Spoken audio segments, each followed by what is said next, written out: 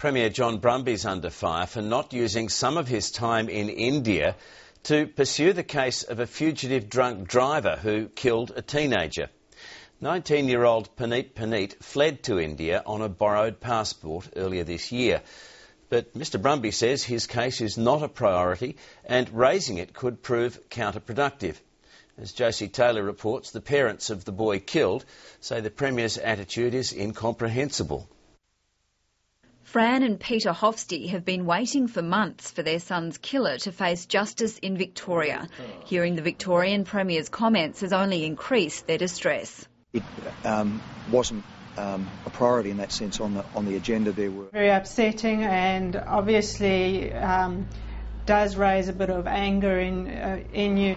Hospitality student Puneet Puneet pleaded guilty to driving his high-powered car while drunk and speeding in Melbourne last year. He crashed and killed 19-year-old pedestrian Dean Hofstee. On bail, he fled the country in June using a friend's passport. Reporters travelling with the Victorian Premier in India say they've been told authorities know where Puneet is hiding. But despite a week of meetings with officials, John Brumby has not raised the case. Victorians will simply hang their heads in embarrassment that the Premier could take this attitude.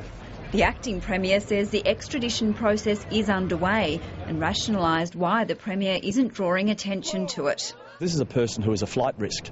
This is a person who has already absconded on one occasion, and the last thing we want is for him to abscond again. Look, these matters can take years, okay? They can take years to resolve. So I'm not going to put any timelines around this. I'm not going to give a running commentary about where the process is up to.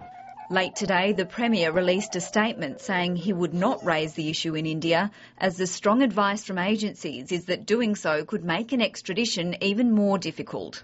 The Hofstees say they deserve more information. It will be distressing to know that if every 6 months we've got to revisit it and therefore not be able to move on from it.